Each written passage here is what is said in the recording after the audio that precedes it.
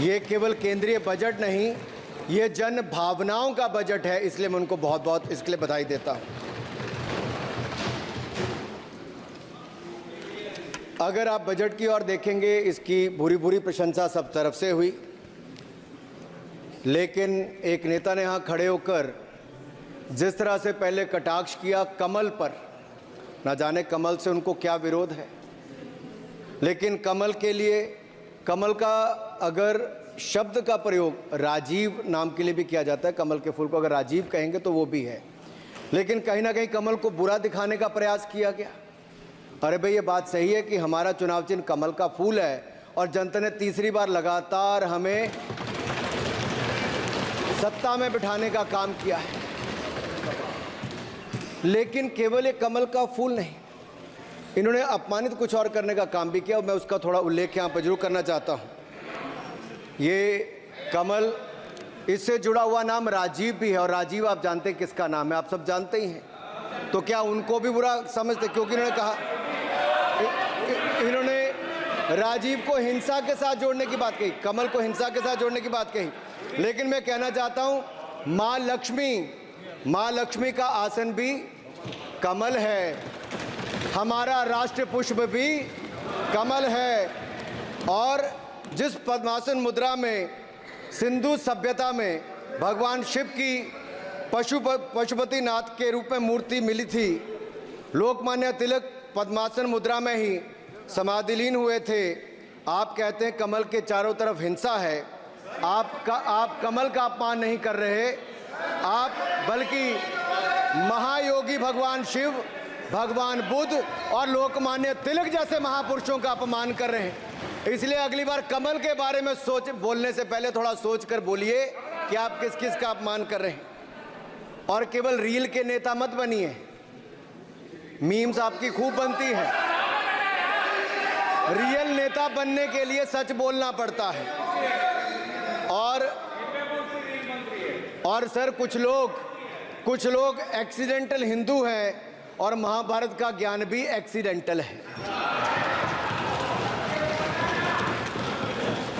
और उस नेता के अलावा और कौन नहीं जानता कि महाभारत में अभिमन्यु का वध 7 महारथियों ने, आचार्य, कृपाचार्य और शकुनी, लेकिन राहुल जी ने कभी महाभारत, शायद, अब मुझे तो पता नहीं, पढ़ा भी नहीं, पर देखा भी नहीं होगा शायद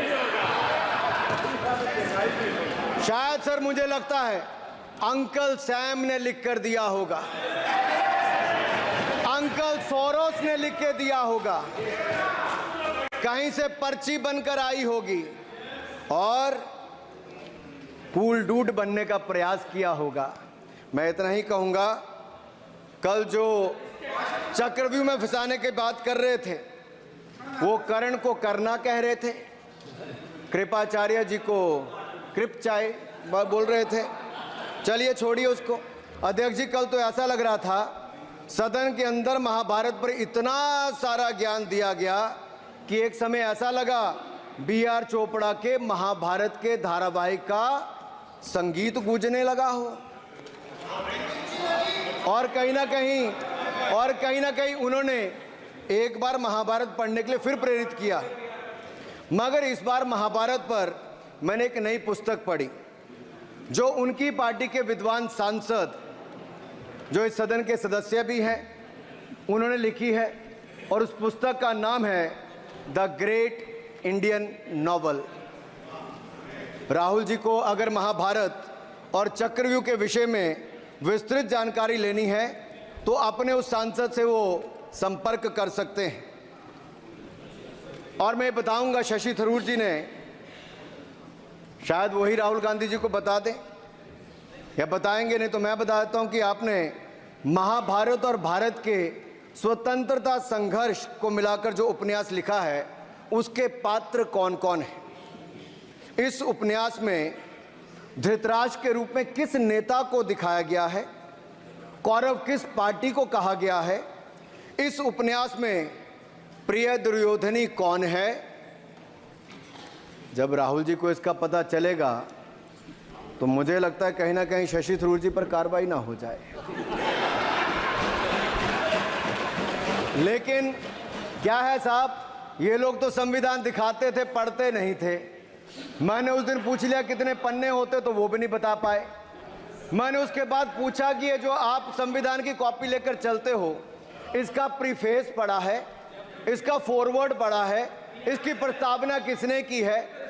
के वेणुगोपाल जो सॉलिसिटर जनरल इनकी सरकार के समय भी रहे होंगे, सीनियर एडवोकेट हैं, या गोपाल शंकर नारायण जो सीनियर एडवोकेट हैं, उन्होंने उसकी प्रस्तावना की थी।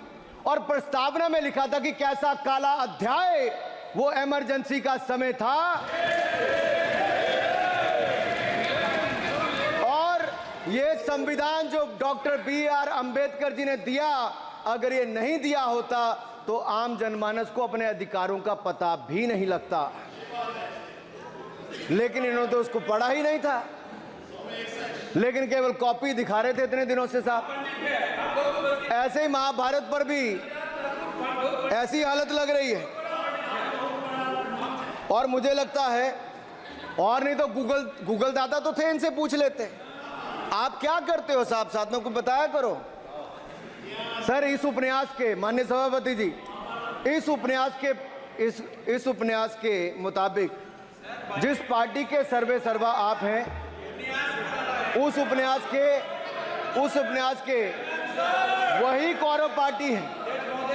मैं अपनी तसल्ली के लिए कुछ पंक्तियों को यहां उद्धृत कर देता हूं। मैं कोट कर रहा हूं सर, पेज नंबर 245 से। The India of which Dhritarashtra assumed the leadership on 15th August 1947 had just been through a cathartic process of regeneration, another stage in this endless cycle. अब 15 अगस्त 1947 को प्रधानमंत्री के रूप में मोदी जी तो नहीं थे, और ये कह रहे हैं कि जिन्होंने 15 अगस्त 1947 को उस समय वो सत्ता ली थी, वो धृतराष्ट्र थे। तो धृतराष्ट्र किसको कहा गया? धृतराष्ट्र को किसको कहा गया? अब आपने मुझे बांध रखा है। कल स्पीकर ने कहा है, स्पीकर महोदय ने कहा कि उस समय के लोगों का नाम नहीं लेना। तो प्रथम प्रधानमंत्री जी को धृतराष्ट्र मैंने नहीं कहा, इनके अपने ही सांसद ने अपने ग्रेट इंडियन नॉवल में कहा है। शशि थरूर जी कहाँ हैं? कहीं छिप तो नहीं गए? आज शो कॉज हो सकता है। फिर देखिए प्रिय दुर्योधनी और धृतराष्ट्र के विषय में क्या लिखा है। I quote from page 293। In Delhi, blind Dhritarashtra ruled with Priya Duryodhani by his side, and he pledged the nation not so much to the gas and hot water of his Fabian preceptors, but to smoke and steam of the modern industrial revolution their ancestors had denied this country. Sir, ये सबको पता है कि इस देश के एकमात्र Fabian Samajwadi कौन थे, और ये फैबियन समाजवादी कौन थे उसके बारे में किसी और ने नहीं, आपके ही सांसद ने लिखा है। अरे वाह, इसमें तो आगे इमरजेंसी की चर्चा भी है, और जिसे इंदिरा गांधी जी ने थोपा था। और इमरजेंसी का उपयोग किया है। सौगत दादा, you are not Shashi Tharoor, please. ये देश इनकी यातनाओं का सर भुगत भोगी रहा इमरजेंसी के समय, और वो काला खंड, वो काला अध्याय वो देश कभी भूल नहीं पाएगा, जिसने देश के लोगों को कठिन शब्द इमरजेंसी के बारे में भी बताया। सर, तो हम चर्चा कर रहे थे द ग्रेट इंडियन नॉवल के अध्याय 7th बुक की, जिसमें प्रिय दुर्योधनी और उनके प्रिय पात्र शकुनी शंकर डे देश में आपातकाल लगाने की योजना बना रहे थे। सर, मैं पढ़ता हूं कि शकुनी ने क्या कहा। I quote, what you could do now is to declare an internal siege, a grave threat to the stability and security of the nation from internal disruption। जिस बुक को आप कोट कर रहे हैं उस बुक को आप सबमिट कर दीजिए। मैं कर दूंगा साहब, एक कॉपी आपको भी भिजवा दूंगा साहब, एक टेबल पे भी रख दूंगा। So what you could do now is to declare an internal seize, a grave threat to the stability and security of the nation from internal disruption. No one has ever defined the permissible procedures under an internal seize, which leaves it to more or less up to us to define them, Shakuni added. And the next, sir, from page 366, I quote, not to mention censorship of the press. Press hai? Not to mention censorship of the press, which is nowhere explicitly ruled out in the Constitution. Suspension of certain fundamental rights, free speech, assembly, and that sort of things, and measures to put up the judiciary in their place, said Shakuni. Kindly sit down. Sir, Kindly sit down. ये किसी और ने नहीं, और मैं कहना चाहता हूं सर, माननीय अनुराग जी, एक किताब गौरव जी को भी भिजवा दीजिएगा। मैं खरीदेंगे सर, मैं कॉपी गौरव जी को भिजवा दूंगा सर। सर, इसमें जिनकी मैं बात कर रहा हूं वो हमारे उस समय की प्रधानमंत्री थी जिन्होंने इमरजेंसी लगाई थी। एक नेता की स्वर्गीय दादी जी भी हैं, और मैं उनके नाम के आगे प्रियदर्शनी भी लिखा जाता था, और उन्होंने इमरजेंसी लगाई थी। लेकिन माननीय सभापति जी, मैं कहना चाहता हूं, दुशासन और दुर्योधन दोनों बहुत ही दुष्ट और बदमाश हो सकते थे, लेकिन उन्होंने भी कभी इमरजेंसी नहीं लगाई थी। दुशासन और दुर्योधन दुष्ट भी हो सकते हैं, दुश्मन भी हो सकते हैं, बदमाश भी हो सकते हैं, लेकिन उन्होंने भी इमरजेंसी नहीं लगाई थी।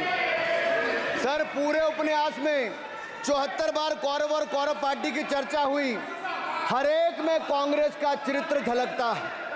राहुल जी सदन में हजारों साल पूर्व हुए महाभारत की कहानी सुना रहे थे, मगर उनकी अपनी पार्टी के पढ़े लिखे एक विद्वान पूर्व मंत्री और सांसद आज के महाभारत की कहानी लिखते हुए बताते हैं कि कौन कौरव था, कौन शकुनी था, कौन धृतराष्ट्र था, कौन दुशासन था, कौन दुर्योधन था, कौन कर्ण था। जरूर पढ़िएगा, सबके किरदार उसी में मिलने वाले हैं। और शायद जिस समय शशि थरूर जी लिख रहे थे, उस समय आपका टैलेंट इनको पता नहीं था, नहीं तो 100 पन्ने तो आप पे ही लिख देते साहब। आप चाहते कार्रवाई हो जाए। माननीय सभापति जी,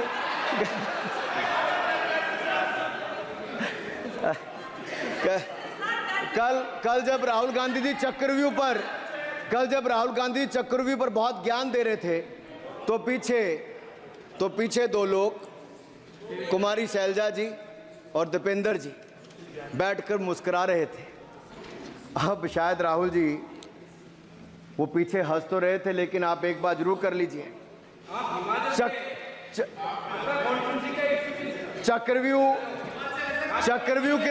चक्रव्यूह के परिप्रेक्ष्य में इन दोनों से बेहतर कौन बता सकता है हरियाणा के चुनाव आने वाले हैं। जान लीजिए कि कौन शकुनी है और कौन अभिमन्यु है, नहीं तो बहुत देर हो जाएगी। आपको एक और सुझाव है, और मैं इतना जरूर कहूंगा, आपने तो कई सारे चक्रव्यूह बनाने का काम किया सर, और जब उस समय किशोर अभिमन्यु पर कौरवों ने युद्ध नीति के विपरीत जाकर प्रहार किया था, तो मैं कुछ कहना चाहता हूं।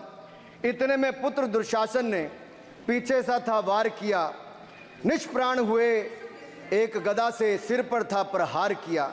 मां धरती की गोद में वह आंख मूंद कर सो गया, अंबर का तेजस्वी तारा धूमकेतु सा खो गया। लेकिन कोई तारे का तेज फीका नहीं कर सकता, वीर गति पाकर अमर हुआ हो कभी नहीं मर सकता है। पुत्र सुभद्रा कुरुक्षेत्र में जिसकी अमर कहानी थी, 9 माह में सीखी विद्या जब 16 साल जवानी थी। अब उस अभिमन्यु को जिसने सारे चक्रों को तोड़ने का काम किया, मैं इतना ही कहूंगा, चक्रव्यूह का प्रसंग छेड़कर आपने अच्छा किया। इस देश ने बहुत सारे चक्रव्यूह देखे, कांग्रेस का चक्रव्यूह सर, इसके 7 किरदार मैं बताता हूं सर। पहला कांग्रेस, दूसरा पंडित नेहरू, सर नाम लेने के लिए मना किया, मैं दूसरी तरह से बोलता हूं। पहला कांग्रेस, दूसरे पहले प्रधानमंत्री एनजी, फिर तीसरा किरदार आईजी पूर्व प्रधानमंत्री, चौथा RG1 उस समय के प्रधानमंत्री, 5वां SG, 6वां RG2 और 7वां आप सब जानते ही हैं। आप समझदार हैं, समझ गए होंगे सर। पहले चक्रव्यूह ने देश को विभाजन कराया, पहले चक्रव्यूह ने देश का विभाजन करवाया और दूसरे जो एनजी उन्होंने देश को कश्मीर की समस्या दी और चीनियों को भारत की भूमि सौगात में दी, चीनियों को भारत भूमि सौगात में दी। सर तीसरे चक्रव्यूह आईजी ने, पूर्व प्रधानमंत्री आईजी ने देश को आपातकाल दिया, इमरजेंसी दी और पंजाब अशांति दी, पंजाब में अशांति दी। चौथे जो RG1 है, RG1 ने बोफोर्स दिया और सिखों का निस्सहार किया। पांचवे जो ऐसी हैं उन्होंने सनातन धर्म परंपरा के प्रति नफरत का नैरेटिव बनाया, 12 लाख के करोड़ के घोटालों को संरक्षण प्रदान किया, देश की आर्थिक अर्थव्यवस्था को भंवर जाल में फंसाया। और छठे ठहरे आप, जिन्होंने पिछले 15 सालों में देश की राजनीति, संसदीय परंपरा और संस्कृति को इतना नुकसान पहुंचाया जितने कि ये बाकी 6 मिलकर, चक्रव्यूह एक साथ मिलकर भी नहीं कर पाए।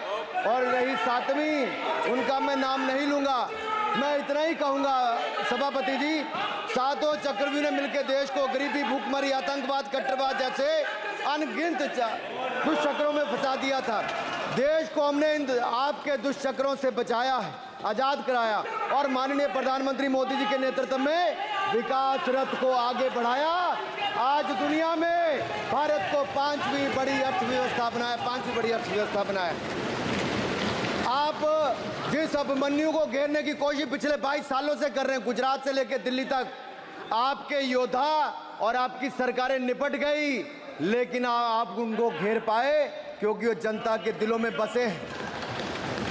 आज यहाँ 293 अभिमन्यु बैठे हैं, भले ही आपके पास करण जैसे धुरंधर हो, शकुनी जैसे कुटिल रणनीतिकार हो, धर्म हमारे साथ है, धर्म हमारे साथ है।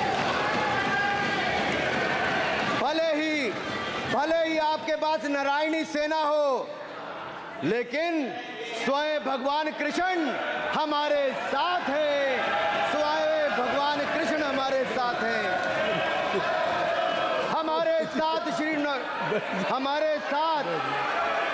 हमारे साथ श्री रघुनाथ तो किस बात की चिंता शरण में दिखाया। माननीय सभापति जी, हमारे साथ श्री रघुनाथ तो किस बात की चिंता शरण में रख दिया जब मात, तो किस बात की चिंता। हमारे साथ तो जनता रूपी रघुनाथ है और आगे भी रहने वाला है। आप देखिए, ये कल से हलवा बांटने की बात कर रहे थे। अध्यक्ष महोदय, झूठ के पैर नहीं होते, ये झूठ अक्सर कांग्रेसियों के कंधे पर सवार होकर सैर करते हैं, जैसे मदारी के कंधे। सर इसको देख लीजिए। माननीय सभापति जी, झूठ शब्द के बजाय आप असत्य कहें। झूठ असंसदीय है, उसको हम कार्रवाई का हिस्सा नहीं मानेंगे। असत्य कहें। माननीय सभापति जी, I have already given ruling mister Venugopal ji, I have given ruling please. माननीय सभापति, असत्य के पैर नहीं होते, असत्य के पैर नहीं होते, और ये असत्य अक्सर कांग्रेसियों के कंधे पर सवार होकर सैर करता है। जैसे मदारी के कंधे पर बंदर होता है, वैसे ही राहुल जी के कंधे पर झूठ का बंडल होता है। जैसे मदारी के कंधे पर बंदर होता है, वैसे ही राहुल जी के कंधे पर झूठ का बंडल होता है, जिसे वो रोज यहाँ परोसते हैं। ये बजट पर, सदन पर। माननीय सभापति जी, जिस व्यक्ति को बजट निर्माण की प्रक्रिया का पता ना हो, संसदीय कार्य में रुचि ना हो, मात्र अध्यादेश को फाड़ने का काम किया हो, उससे क्या अपेक्षा की जा सकती है। मैं पूछना चाहता हूँ, हलवा किसको मिला? मैं पूछता हूँ, हलवा किसको मिला? राहुल जी बताइए, हलवे की बात की थी, जीभ घोटाले का हलवा किसने खाया? बोफोर्स घोटाले का हलवा किसने खाया? अंतरिक्ष देवास घोटाले का हलवा किसने खाया? नेशनल हेराल्ड के घोटाले का हलवा किसने खाया? सबमरीन घोटाले का हलवा किसने खाया? अगस्ता वेस्टलैंड घोटाले का हलवा किसने खाया? टूजी स्कैम हलवा किसने खाया? कॉमनवेल्थ स्कीम का हलवा किसने खाया? कोयला घोटाले का हलवा किसने खाया? वाल्मीकि योजना घोटाले का हलवा किसने खाया? चारा घोटाले का हलवा किसने खाया? यूरिया स्कैम का हलवा किसने खाया? राहुल जी, हलवा मीठा था या फीका? माननीय सभापति जी, कुछ लोग ओबीसी की बात करते हैं। मैं ये कहता हूं, इनके लिए ओबीसी है। गौरव सुनिए, गौरव बड़ा इंपॉर्टेंट है। आप kindly address to the chair. माननीय सर, इनके लिए ओबीसी का मतलब है only for brother in law commission, only for brother in law commission. और only for brother in law commission के लिए काम करने वाली पार्टी अदर बैकवर्ड कास्ट की बात करती है तो आर्मी को भी पंखे के साथ लटकर आत्महत्या कर लेनी चाहिए। मतलब जिस पार्टी ने अपने पार्टी के अध्यक्ष जो एक पिछड़े वंचित समाज से आते थे, उनको धोती से खींचकर पार्टी से बाहर निकाल दिया हो, उसके शहजादे हमें ज्ञान बांट रहे। अरे साहब, इनको पहले तो एलओपी का मतलब समझना पड़ेगा। ये लीडर ऑफ प्रोपेगेंडा नहीं, लीडर ऑफ ऑपोजिशन है। इसका मतलब लीडर ऑफ ऑपोजिशन है। ऑन बिहाफ ऑफ सर, ये लीडर काइंडली लिसन मी माननीय अध्यक्ष जी, आप माननीय अध्यक्ष जी, मैं जवाब आपको दे रहा हूँ। माननीय सभापति जी, माननीय मंत्री जी, एक मिनट चुप सुनिए। माननीय गौरव जी, आप या माननीय सदस्य जो कह रहे हैं, मैं समझता हूं कि माननीय राहुल जी एलओपी, उन्होंने भी बात कही सरकार पे या सरकार के मंत्रियों के लिए नाम लिया, तो उसका जवाब अगर वो दे रहे हैं, अनपार्लियामेंट्री वर्ड जो होगा उसको मैं स्पंज करता हूँ। मैं अनपार्लियामेंट्री नहीं, उन्होंने झूठ कहा था, मैंने उसको स्पंज कर दिया। झूठ कहा था उन्होंने, मैंने स्पंज कर दिया।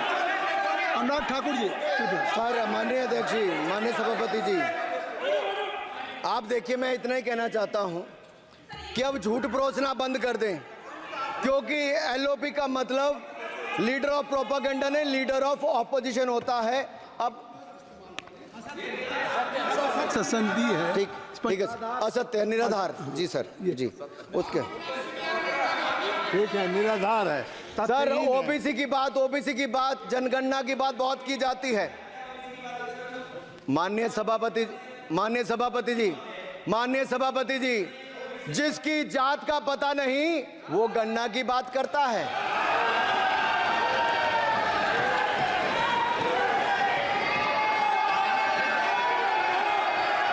जिसकी जात का पता नहीं वो गणना की बात करता है।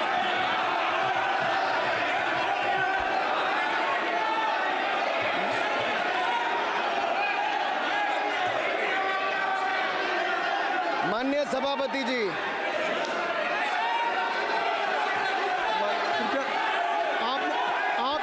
आपने जो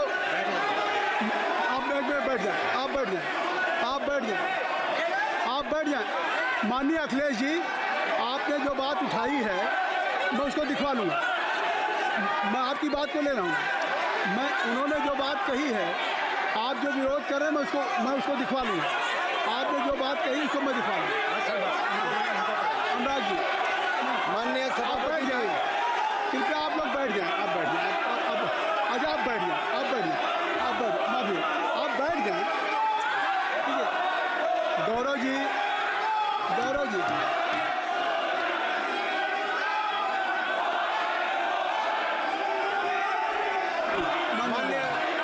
माननीय सभापति जी, मैं आपको याद कराना चाहता हूँ, इसी सदन में एक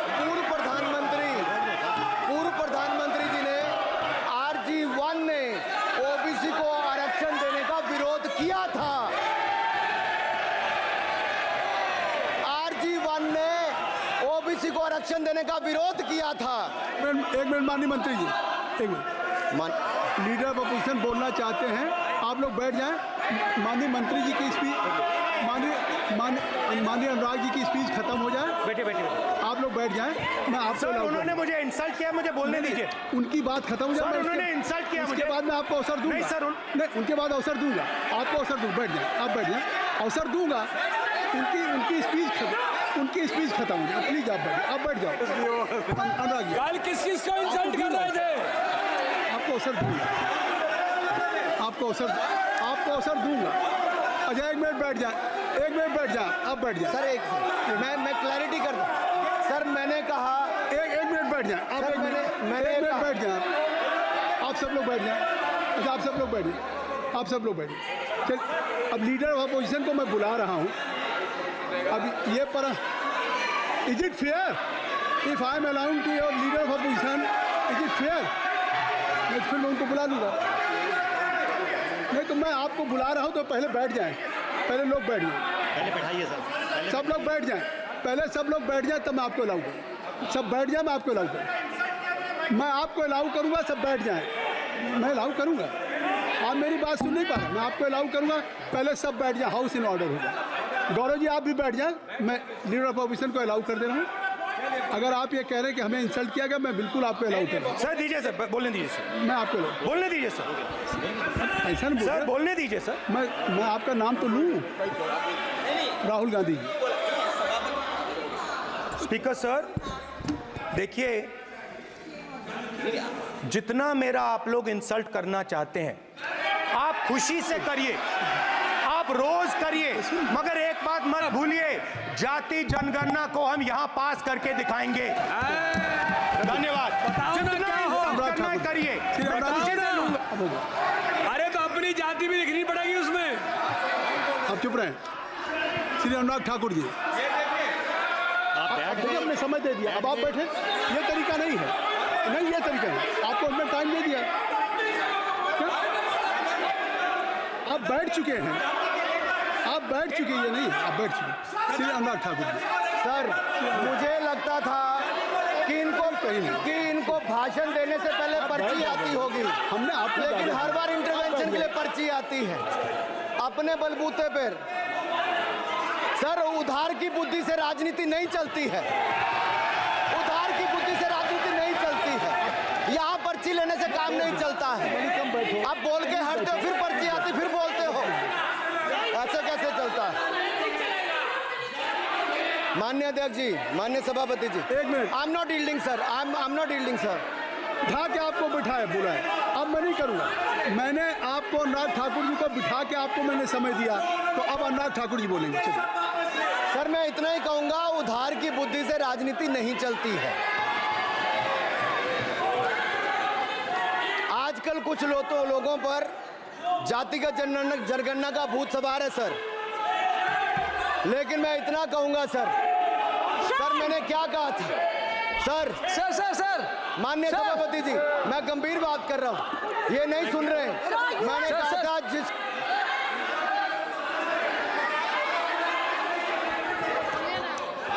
ठाकुर टैगोर प्लीज। माननीय सभापति जी, I have already given an माननीय सभापति अपॉर्चुनिटी जी। टू राहुल गांधी जी। राहुल गांधी जी अपनी ही हैज एक्सप्रेस हिज फीलिंग, जो उनको था।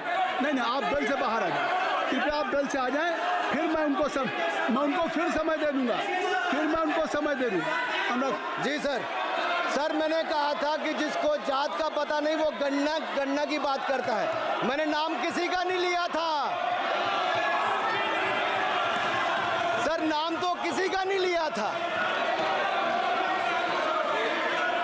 नाम किसी का नहीं लिया था, लेकिन जवाब देने कौन खड़े हो गए? सर मैं कहना चाहता हूं माननीय सभापति जी, अगर आप देखेंगे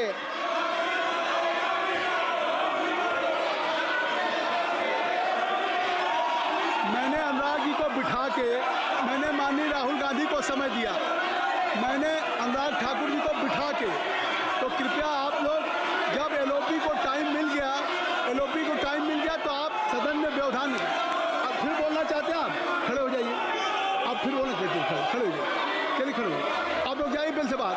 LOP please, LOP I am giving, तो आप बेल से तो जाइए। सर स्पीकर सर अगर मैं आपके एलओपी को टाइम दे रहा हूं तो आप ये क्या मतलब है?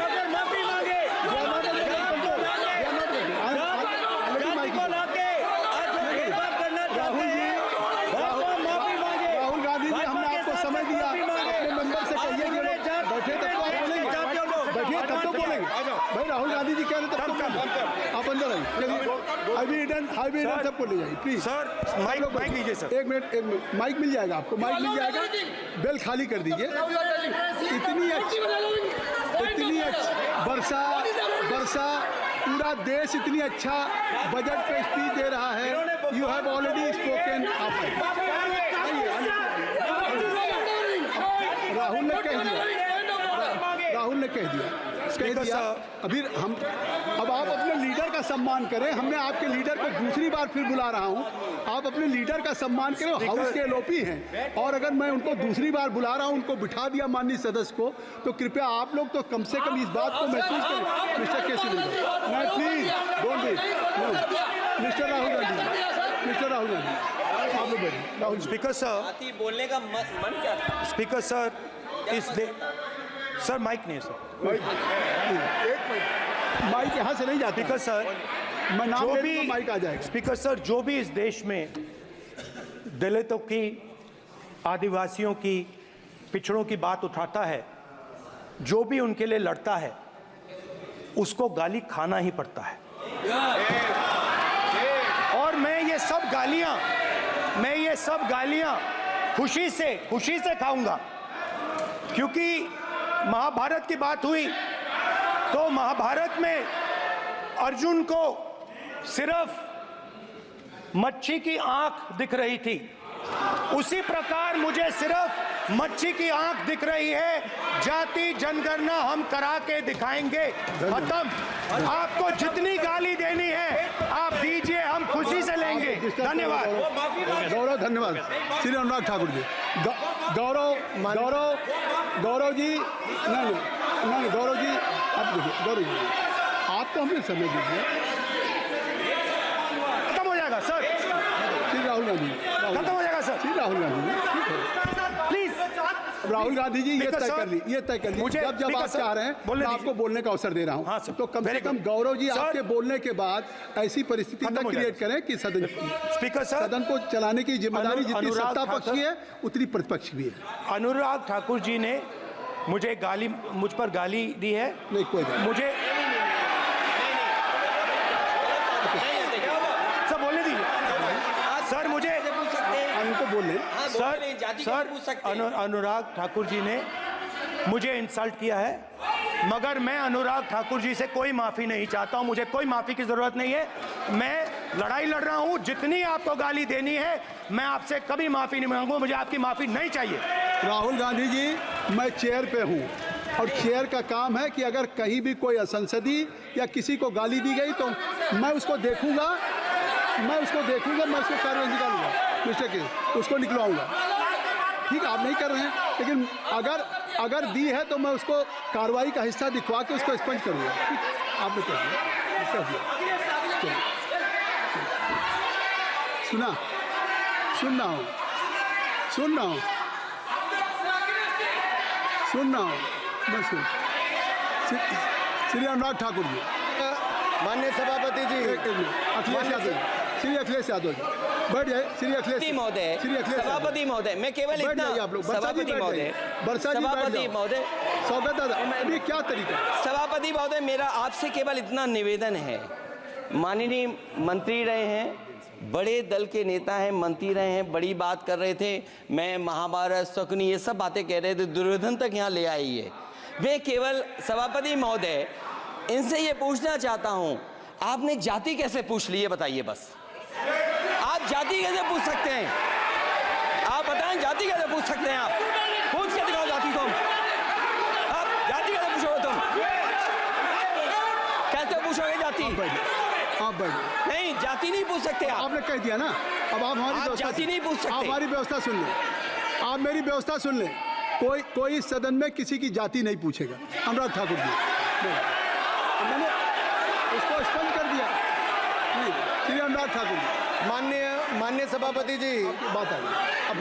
माननीय सभापति जी, उस समय के प्रधानमंत्री स्वर्गीय आरजी वान जी ने यही कहा था कि ओबीसी के आरक्षण का विरोध करता हूं। ये तो सदन में है।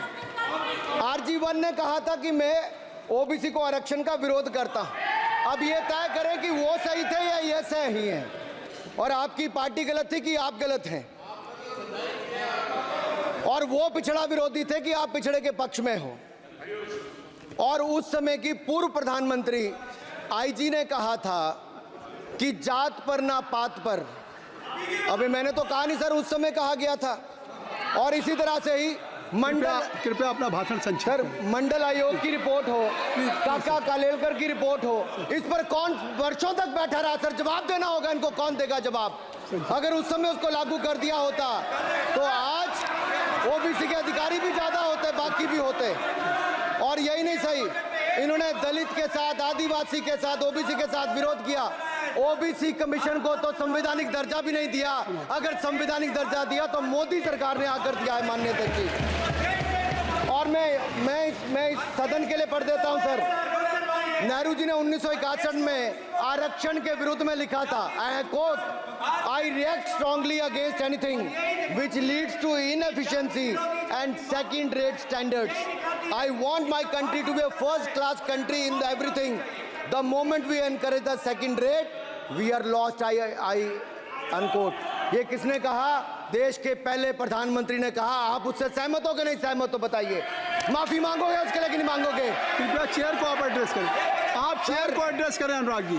सर मैं इतना ही कहूंगा और समाप्त करें। लहजे में बदजुबानी, चेहरे पर नकाब लिए फिरते हैं वो जिनके खुद के बही खाते बिगड़े हैं, वो हमारे हिसाब लिए करते हैं। बहुत बहुत धन्यवाद। नहीं सर, मेरे एक मिनट सर, मैं एक बात क्लियर कर दूं सर। मैंने किसी का नाम लेकर नहीं कहा, लेकिन कोई अपने आप क्यों खड़ा हुआ? मैंने किसी का नाम नहीं लिया था। आप रिकॉर्ड चेक कीजिए सर, आप रिकॉर्ड चेक कीजिए।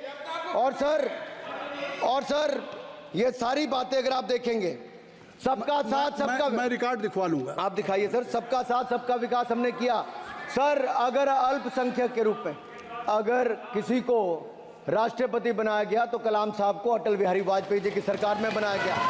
रामनाथ कोविंद जी को एससी समाज से आते थे, राष्ट्रपति बनाया गया तो मोदी जी की पहली सरकार में बनाया गया।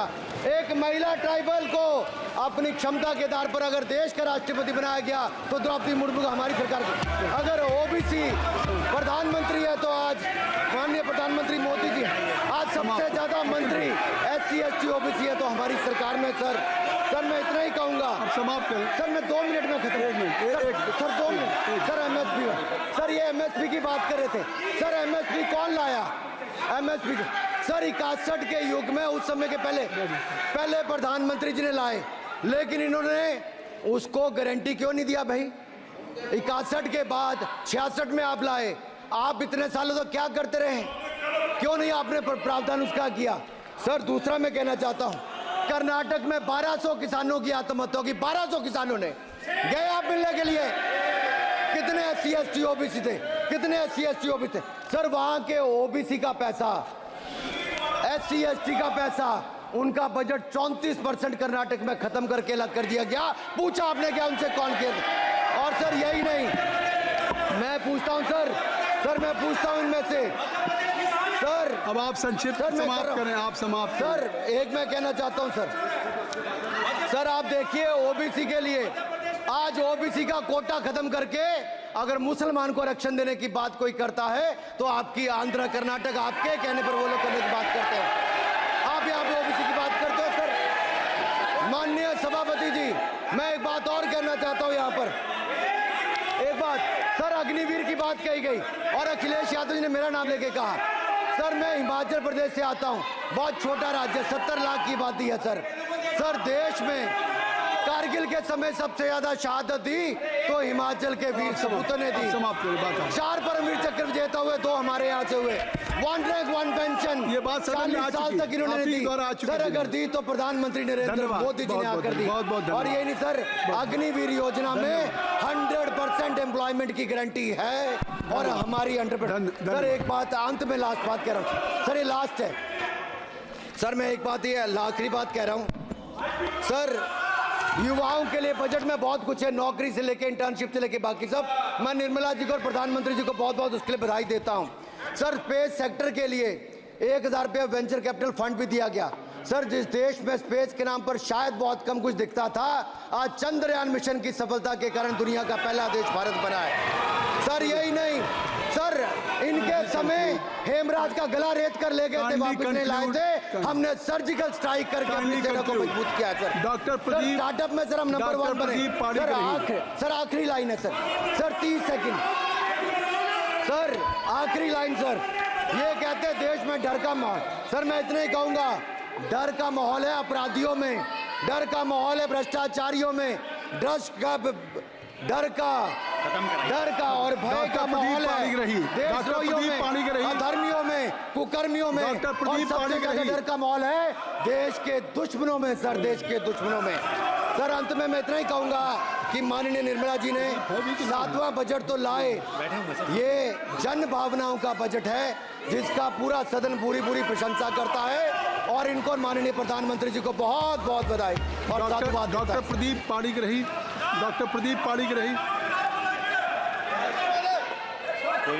डॉक्टर प्रदीप क्या कहना चाहते हैं? शशि थरूर जी। Rule 353. Mr. Premchandran ji. He has not. He cannot take my I'm name not mentioning repeatedly your without name. notice. No, I have given whatever you wanted to raise. Already LOP